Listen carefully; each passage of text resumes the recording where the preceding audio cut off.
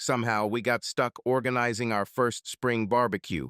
It's me, Ronald Wilson, nicknamed Ham, but I'll tell you more about that later. My wife, Haley, was very pleased with herself this April Fool's Day.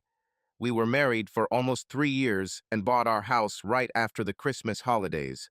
Haley and I loved our home, and especially our little cul-de-sac in Natalbany, Louisiana. I know that's too strong a word. Funny thing is, we were about 12 miles on the other side of Albany, on Interstate 55, so most of the locals joked that the first people to settle there must have hated Albany for some reason, but were too stupid to say the word no. There were several couples around our age living in the area, some with children, some without. We were one of those couples, and Haley stopped taking the pills at the end of February so we could starting a family. We received a lot of criticism from our neighbor friends and both sets of parents. I cooked on the grill, a brand new grill that was grilled and smoked with wood pellets. It was a joint Christmas gift from Haley and her parents. I looked around my yard, watching 15 or 20 neighbors having fun and having a great time while I flipped and tamped down the briskets. I was about to serve the alligator tail appetizers when I realized I had to take a leak. When I turned into the corridor, I stopped abruptly. I saw Dane Wilson kissing Haley. Why was my wife kissing my friend? This was the only question I asked myself before taking action. There were a few things that bothered me at this point, which I'll get into later, although despite spending so much money on brisket, I didn't want it overcooked. A few moments later, I heard several sirens wail. You'd think that in a small town like Louisiana, you'd be able to protect your wife's virtue in your own home, but that turns out not to be the case.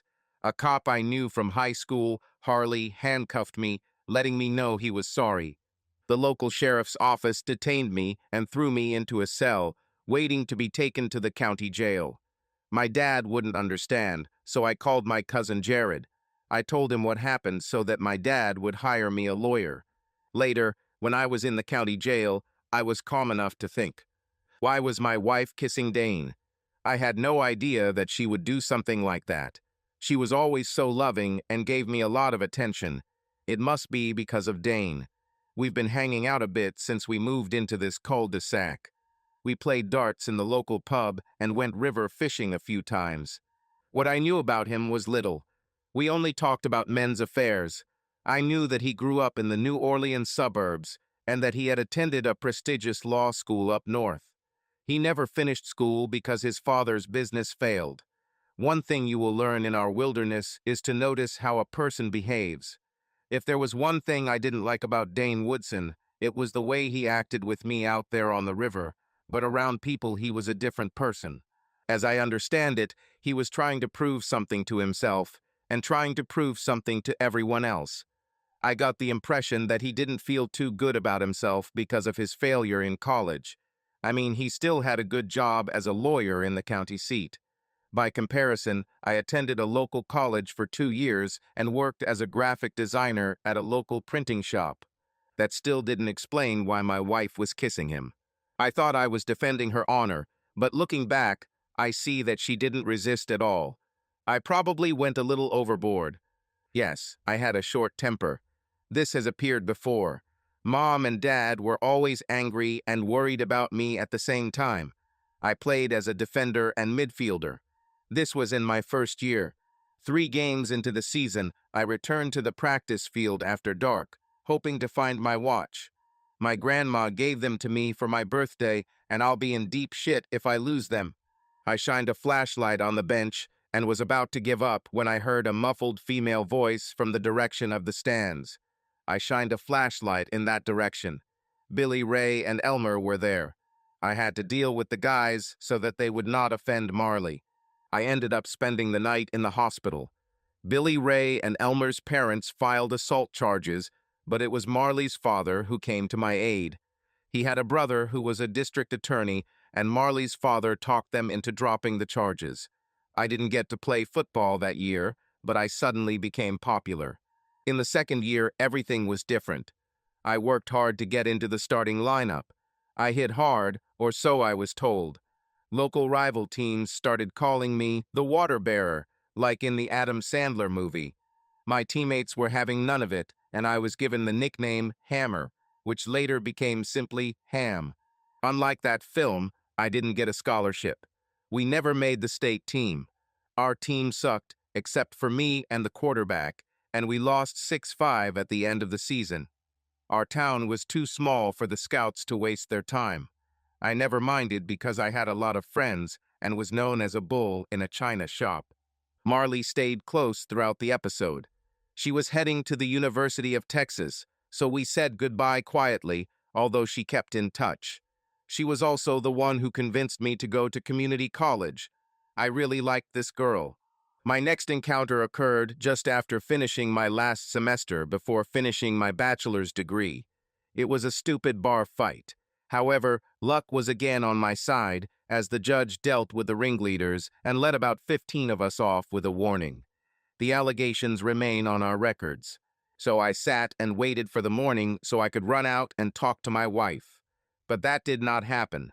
Dad couldn't find me a lawyer so quickly or didn't try very hard, but in the end I hired public defender. Judge Tubbs had an angry look on his face as the prosecutor read the charges. I guess I've gone a little crazy. Mr. Bezer Wilson, he turned to me, I am not inclined to allow bail in this case. You are expected to try to escape. I went to my lawyer and told him I could barely afford gas, let alone a plane ticket. I was detained and returned to the county jail. 3 hours later, I was taken to a room where my lawyer and Haley were sitting. He talked about what would happen next and explained that Dad had finally hired a lawyer for me, whom I would meet with the next morning. He explained once again what I was accused of and told me not to say a word to anyone, not even my cellmate. Then he left me alone with my wife. "Oh, Ham," she exclaimed as he left the room. "I'm so sorry for my role in this. I just feel terrible." What she said didn't make any sense, so I just sat there and looked at her. She seemed to finally understand it. "It was a joke, Ham," she wailed. "Stupid April Fool's joke. Why did you have to cause him such pain? It's funny when you love and trust someone so much, or maybe it's just funny when I do that." She suddenly seemed overly dramatic to me, but she acted no differently than usual.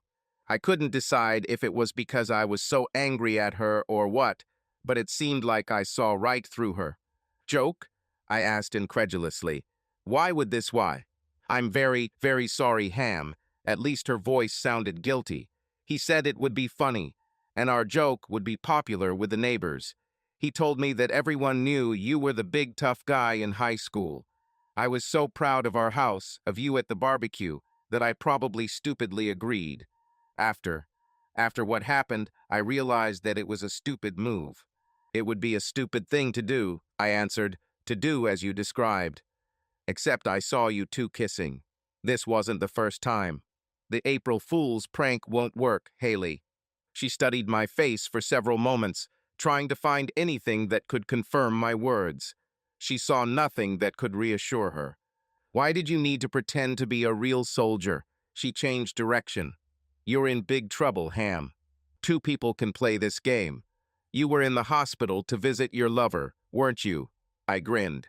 Haley was clearly annoyed that I wasn't as retarded as she thought. "We have serious problems." Her voice became louder. "I decided to see if I could help you by reminding him that we both started it all with this stupid prank. He does not care. He said you were going to jail and he would be waiting for you when you got out." "Great," I sighed. "Now I have to worry about some crazy person coming after me. Make sure he knows that my list of friends is much larger than his. Whatever happens to me will happen to him 3 times. Stop talking macho bullshit, Ham," she told me. "We made a very big mistake, but you are facing a prison sentence. I can't live like this. I've never seen you like this. I don't think I've ever seen anyone behave like that. Now I'm afraid of you." "You don't seem to notice the obvious, Haley." I brought my face closer to hers. "Who said that I want to live with you? I'll let you stay in the house until I figure this out, but then you should make a plan for where you'll live." "This is my home too." She became more and more impudent. "Our names are on the documents. You're my husband, So you better get your head out of your ass or things will go wrong for you. Get out, I growled quietly. At the door, she knocked softly and then looked over her shoulder. I'll be back in a few days, Ham, when you calm down enough. My future ex-wife suffered from hallucinations. Then I was sure that he had approached her. She took it as an adventure. Now she was trying to kick my ass. One minute she was begging, and the next minute she was threatening and demanding. I would never put up with this even if I was sent to prison. Perhaps I made a mistake by marrying her. A few hours later, I was sitting in the same chair meeting with Jonathan Turney's, the lawyer my cousin had hired. He was a big, tall guy with luxuriant hair and an impressive appearance. I liked his no-nonsense approach. Mr. Woodson has serious injuries, he told me. If you are found guilty, you face 3 to 5 years in prison. If we can prove that you were protecting your wife and home, well, that's the best it can be. It will depend on the judge we choose. I believe the best strategy is to put you in full protection mode. You saw a man who attacked your wife. This means that you did not observe what was happening and simply reacted. I had to agree with him. We talked about how to build a case around this defense and what I could have expected in court if I had not decided to plead guilty. There was no collateral. I spent some time explaining what I wanted Mr. Turney's to tell my cousin. I was planning on moving my house payments into a separate bank account, but not paying off my mortgage. Haley wouldn't have been able to afford this if she hadn't asked her parents for help. I hoped that I would be free before the bank decided to foreclose on the debt, but I was not going to continue paying for my wife to live there without any money. This move will also likely encourage her to move elsewhere, perhaps to her parents or to her lover. With work, it was different. Jared spoke to one of my best friends from work, Doran McDonald. The printing house was small and privately owned. Not having an employee is not good for business. If they fail to meet deadlines, they will lose customers. Doran did everything he could to smooth things over with the owners. He was successful, but only temporarily. The question of my employment hung in the air.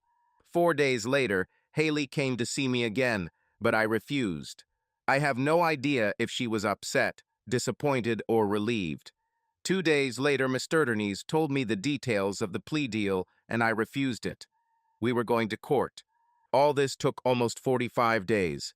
Haley was with my cousin Jared and my parents. At first, they sat together, probably out of solidarity.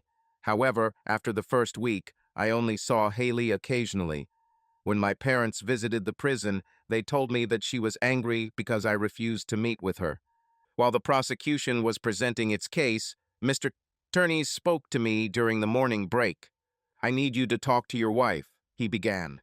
"During a trial, the jury pays attention to many things, Ronald, and when they see that your own wife does not support you, they begin to doubt.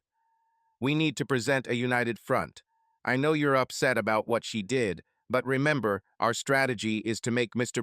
Woodson the aggressor and you both the victims." I understood what he was talking about, and I was thinking the same thing myself. Damn it, if she could pull off that performance, so could I. Haley seemed worried to me, but maybe she was just exhausted. I couldn't say more, which was another sad discovery. "Hello, Ham," she said solemnly. "How are you holding up?" "It's okay," I told her without much emotion. "And you?" She didn't answer, but seemed to be looking around the room, avoiding my gaze. "We're done, aren't we?" she finally asked. "I'm not sure," I shrugged. "We have a lot to figure out before I can answer this question." "Maybe you could start by explaining and stop these crazy April Fool's jokes." "It's not what you think," she replied. "It was a joke. The problem is that I can't understand why I agreed to this in the first place. I know it doesn't look pretty, which it must look like, but I swear it was just one incident. How can I make you believe me?" I thought about it, refraining from answering. I thought it over carefully in my cell. "Okay, Haley," I took a deep breath. "I will speak calmly and tell you the truth. I guess I owe you a lot. What I saw was nothing like the first time. You looked like old lovers. So, did you know him before he moved to the area, or have you become friends in the few months since he arrived?" Haley tried to act calm. She swore she met him just a few months ago on a neighborhood walk we were both on. I didn't believe her. Her posture, her eyes, nothing seemed right to me. The worst thing was that I saw her as she was. I had blinders on when we fell in love and got married. Now I saw a selfish girl. The trial continued and Haley was in court, probably at the urging of my lawyer.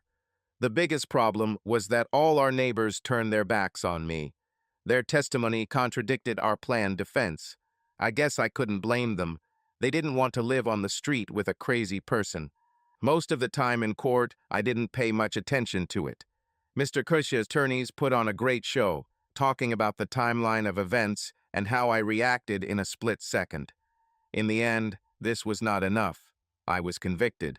I will never forget the look on my parents' faces. Even Haley cried. 3 days later, I stood in court to hear my verdict and everything the judge had to say. Mr. Wilson, he cleared his throat. A jury of your neighbors found you guilty. Even though the incident occurred in your own home, excessive force was found to have been used. I sincerely regret the cruel so-called prank you committed and hope that your time in prison will serve as an example for you to reflect on.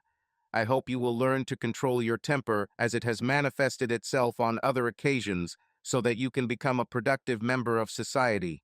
I hereby sentence you to 1 year in state prison. He hit the hammer, and that was the end of it. I learned to control my temper during the first week in prison. My cellmate took me under his wing. He was sentenced to life. I got a crash course in when, how, and where to use my pent-up anger. The others soon realized that of all the fresh meat, I was probably not worth the effort. During the trial, I served exactly 54 days in the county jail. Mr. Denise told me that it should be credited at the end of the year. He gave me the opportunity to appeal, but given the circumstances that I was already broke, the best thing to do was just serve my time. I had been there for almost 2 months when Haley finally came to visit me. I didn't expect to ever see her again since she found out I hadn't paid the house down. I expected her to propose to me, paid for by her parents. What she came to say exceeded all my expectations. "Ham, there's no point in beating around the bush," she began. "I am pregnant. We're having a baby." I think my inaction gave her the opportunity to continue. "Isn't it wonderful, baby? We will become parents, and you will have enough time to communicate with our child." "Whose child is this?" I asked with a blank look. She turned to look. "What the hell are you talking about?" She pulled herself together and went on the offensive. "I just told you. I haven't had sex with anyone." "I don't buy it," I stated coldly. Haley started crying fake tears. "What happened to you, Ham?" she screamed. "You are breaking my heart." I just sat and looked at the empty wall. Haley finally stood up and walked towards the door. "Ham, I need you to find a way to pay for the house. We need housing now more than ever. Talk to your parents, please." Instead, I contacted my lawyer. When I told him what my supposedly loving wife had said, he shook his head. "Did she tell you how far along she is?" I didn't ask and didn't pay attention. "What do you want to do?" he asked gloomily. "I want her examined as soon as possible. Give me the name of a divorce lawyer." "Ron," he put his hand on my shoulder in a fatherly way. "You can't even afford to pay my bill, and you don't know if you'll still have a job when you get out. How about I find the forms online, fill them out, add an extra hour to your bill, and you try to get her to sign. Of course, I can draw up documents to establish paternity. Prison overcrowding is a problem even in Louisiana." Surprisingly, I didn't look a gift horse in the mouth. I was released after serving 3 months plus 54 days, I think. The only downside was that I had to wear an ankle bracelet for the first 2 months of the trial period. It was pure luck that I was released. In 5 days, the bank would change the locks on the house. Haley pretended to be very happy that I was coming home. The first thing I did after sending Haley out for pizza was talking to my cousin. He told me that the money from my second account only covered about 90% of the total mortgage debt, less interest. He'll have to do his part if I want to keep the house. I quickly agreed. When Haley returned, we sat and ate quietly. "We will lose our house." I feigned sadness about this. I found out about this today. I don't want to talk about anything tonight, she said with false hope. We can deal with the consequences of this mess tomorrow. Tonight, after dinner, all I want is to be with my husband. Too much time has passed. It was certainly full of surprises. I knew that she had received the letter and that Turney's had warned her in advance that a paternity notification was awaiting her. Haley, I looked at her as if I didn't even know her. I know you received the notice. We won't have anything until I see results that confirm it's my baby. Haley stammered and whined. She screamed that I was being cruel. She threw a tantrum, and it did not go unnoticed. I began to understand what acting was, and it made me sick. Then I thought about my cellmate and his teachings. The chair flew out from behind me as I stood up in anger. Leave me alone. I clenched my fists. When I see the results, we can talk about our future, but not before. Haley turned pale and headed towards our bedroom, not even taking her eyes off me. Later, I went to open the bedroom door, and she shouted, "Sleep on the sofa." The next day, after Haley left for work, or whatever she was doing at the time, I called the bank after my cousin, who was making the payment. I wanted to know the payment amount. I then found a realtor, Mrs. Alice Burns, who came to see me that afternoon. No matter how much of a monster Haley became, she still kept the house in perfect order. We would have made a little more than the house cost, about $30,000, maybe a little less, but I could pay Mr. Turney's, so that was fine with me. I asked the realtor to install the sign as soon as possible. I then offered an additional percentage if she could sell it in 30 days. I already had a pretty good idea of how the paternity test would go. She smiled and told me thank you, but no thanks. She was good enough to sell it. Haley returned home from work late. I had a feeling that her lover was not yet fully recovered, and I began to think. Haley came and handed me an envelope with the results of the examination. Even if she noticed the "for sale" sign, she would probably think it was put up by the bank. "I hope you're happy," she grumbled. "I'm so angry at you, Ham, that my eyes are running wild. I have no idea how you're going to make amends, but it's going to take a long time and a lot of time." Sucking up. I thoughtfully tried to understand what I actually found in her. "Thank you," was my monosyllabic answer. Later, as I was sitting watching a football match, I opened the results. I couldn't believe my eyes. Is it possible that she just took the results and didn't ask the doctor any questions, or was she hoping I wouldn't read the report? The results showed that the probability that I was the father was 2–3%. Some time later, she waltzed into the living room and sat down on the other end of the sofa. "Can we stop all this and talk a little about our future?" she asked very sweetly. "About the future?" I answered calmly. She looked at me strangely.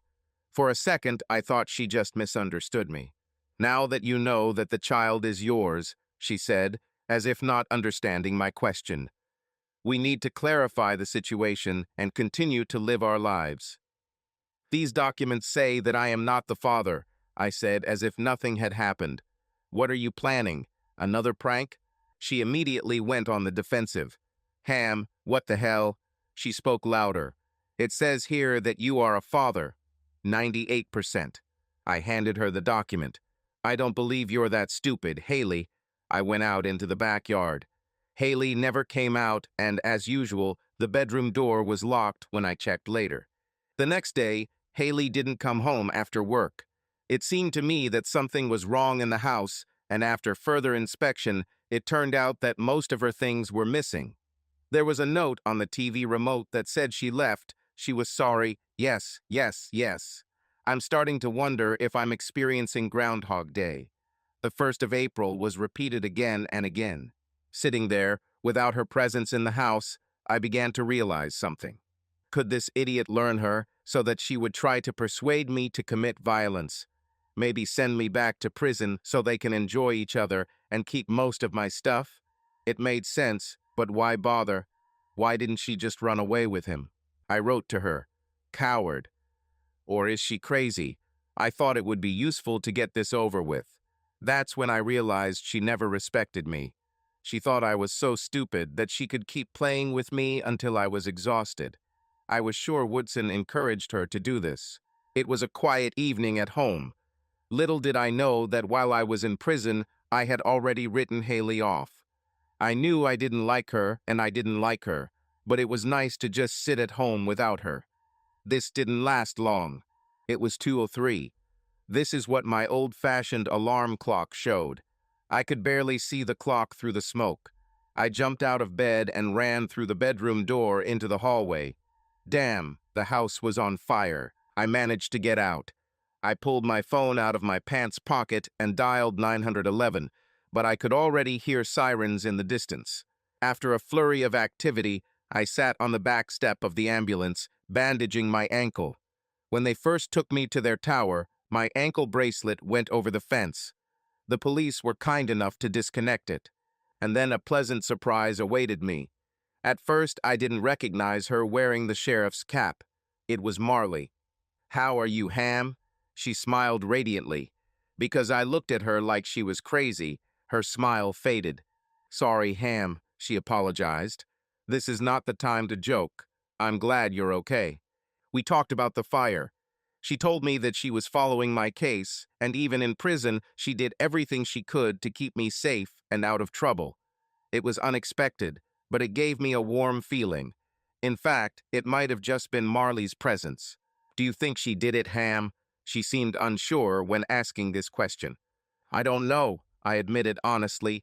"She just moved out after she tried to lie to me about her baby's paternity test. I think she's on the verge of a mental breakdown. Can we talk about this tomorrow?" She didn't wait for an answer. "Right now, I need to change your location. You're still under house arrest, even though you no longer have a home." She wasn't kidding when she knocked on my cousin's door at 8:30. She took me there after all the questioning and the paramedics examining my ankle. Marley was all business when we went into the kitchen and I offered her coffee. "We're checking your ex. I mean your wife and maybe that Dane Woodson guy for setting your house on fire. I need details about what has happened since you left prison." So this was deliberately set up. I asked for clarification. It's still under investigation, so I can't say much, but yes, there were some suspicious chemical accelerators there. I had a copy of the paternity test that my lawyer requested, and it turned out that she was pregnant by someone else. I can't say for sure it was Woodson, but it's highly likely unless she was messing around with different guys while I was in jail. He also threatened to kill me for the beating I gave him, and because of which I ended up in prison. "We all know about this," she admitted. "The stupid bastard said it in his affidavit that first day in the hospital." Jared was still in bed, but Marley leaned toward me as if she was sharing a secret. "Hammer, if it was him. Well, I was wondering if I could help you with your situation." "For example, what?" I asked in surprise. "He would have been sent to prison." "For this?" "Listen, you helped me get out of a very difficult situation." She paused. "I will never forget what you did for me. I feel obliged to you. This feeling is made worse by the fact that part of your record was related to what you did to protect me from being attacked." I just looked at her. I was partly mesmerized by her beauty and smile. She was as gorgeous as ever. "Arson is one of the most difficult crimes to prove," she began in another direction. "Not because we don't have good criminologists, but because good lawyers know how to get around them. If your wife could have been involved in this," she continued, "we want to try to record it. Do you think you could help with this?" Marley installed a CCTV system in Jared's living room. My cousin had to pay for the equipment so he could claim it was a home security system without it being seen as a covert operation. He was glad to do it. According to the plan, I was supposed to invite my wife to my place under the pretext of possible reconciliation. I had to wait for Marley to tell me when this happened. She promised me some satisfaction after the meeting ended, not the kind of satisfaction she said. This made me wonder if I had a chance of getting a date with Marley. She seemed to still have some feelings for me. Despite this, she taught me what to say and what to ask when I met Haley. Our goal was to make her so angry that she would tell us something she didn't want. Haley's temper could help achieve a more or less decent confession. Even if Marley and I were just friends, I wouldn't mind. I lost my job and my home and was found guilty of a crime. Luckily, the realtor canceled our contract. I wanted to continue living my life. A week later, I got a call. Marley rehearsed for a few minutes before giving me the green light. Haley seemed eager to talk. Maybe this will work. Jared stayed away from his house to give us space and hopefully calm Haley down. When she arrived, I handed her a beer and we sat facing each other in the living room. Her skinny jeans and loose top were also a gimmick. At least I learned something. To begin with, I took a deep breath. Marley and I discussed strategies for appearing reserved, subdued, and willing to give in. "How are you doing, Haley?" I started. "Not really, Ham," she replied. "I miss you. I am very sorry that this happened to the house. I know the bank sold him anyway, but we had so many good memories with him. I hope I have good news, Ham. Maybe this will help me start remembering something new." She must be delusional, or she really thought I was that stupid. Just the sight of her made me feel sick. "We'll see," I said in an unhappy tone. "I think we need to be honest first. If I can't find a way to trust, then there's no point in it." She nodded hesitantly. "I need to know," I asked slowly, "how did it all start with you?" Her gaze became more intense, and she held back a smile, glad that I had asked a question about her boyfriend and not about the fire. That's when I realized we had it in our hands. "Okay, Ham," she replied. "You're calm, right? Won't you lose your temper?" I told her I was calm. "He started flirting with me at a neighbor's party." She rubbed her hands on her knees, a clear sign of nervousness. This was also what she did when she lied. "I flirted back, Ham," she admitted. "I'm sorry. I was amazed. He is handsome and made me happy with his compliments. He came by several times when you were at work. The third time was a week before we had a party and we had sex. Sorry, I know it hurts to realize this. I don't know why I did this." She was good. I have to give her credit. It was, to put it mildly, discouraging that what I then witnessed was something I had already seen before in my own assumptions. "And at the party?" I asked. "Was this done to hint at this?" "Perhaps," she shrugged. "I don't know. He was there when I came out of the bathroom and kissed me. He said, 'Just tell the Neanderthal it's an April Fool's joke.' Which is what I did." "And you decided that the best strategy is not to take your husband's side." I needed to focus on her feelings for me and subsequent actions. I didn't know what to do. Her voice finally sounded honest. "I was crazy about him. Everyone looked at me with surprise. Pity. I actually came to see you, but you were so angry. I was scared. I didn't think he would follow through with his accusations. Then I visited him in the hospital to try to convince him to drop the charges, and I found out what irreparable damage you had done to him." "And then you found out you were pregnant," I said by way of affirmation. "Why did you decide that I would agree to this?" "I was in despair, Ham," she cried even more. "Everything was falling apart. After you were imprisoned, I decided to go to him and ask if he would agree to take me in and raise our child together. I am so sorry. I thought that if you stayed there for a year, then everything would be over between us. This was the moment of truth. So I went out earlier, and you helped him set my house on fire. Have all your grand plans gone to waste?" "No, Ham." She was on the verge of hysterics. "I gave him the key, baby. That's all. He promised you wouldn't be home when he did it. That's all." I looked at her with contempt, and I know she felt it. Well, it just shows who you can trust. The ambiguity made her wonder who I was hinting at her or myself. "Sorry, Ham." She couldn't stand it. "I screwed up big time. Can you forgive me?" "No," I said, standing up. "I can't. I made a mistake bringing you here. I was hoping for a miracle. Anything I could grab onto. You confirmed the worst." "You don't." She realized her mistake and panicked. "Don't drag me into what you're going to do, Ham. Please, I need to think about the child. Don't ruin your child's life either." I walked her to the door and then texted Jared. He, in turn, contacted Marley. I grabbed a cold beer and sank heavily into my chair, wondering if it would have been better to actually agree to Haley's request. It only took a few nanoseconds to realize that everything that was happening was a consequence of her actions. An hour later, I heard the doorbell ring. At first, I thought Jared had forgotten his key. Instead, there was a small cardboard box on the mat. I examined it carefully and then opened the package. Inside, I found a note and a burner phone. The note said, "Watch the video, then destroy the phone, box, and note." I sat down at the table with pleasure. The note contained a 6-digit password for the phone. There were only 3 apps on the home page, and I opened a video. It was dark. It was Billy Ray. "Hello, Hammer," he said happily. "This is because you changed my life at school. You stopping what we were doing changed my life. I still have to kick your ass. This guy is here, and he won't bother you anymore. Do you hear?" I watched the video again, then threw everything into Jared's fireplace and flicked the switch on the wall. The next day, Jared showed detectives the surveillance footage. 3 days later, Haley was arrested. The media speculated that one Dane Woodson, the lover, had skipped town, leaving his pregnant ex-wife to shoulder the burden. 3 months later, Haley was convicted and sentenced to 10 years in prison. It would have been less if I had not been home during the fire.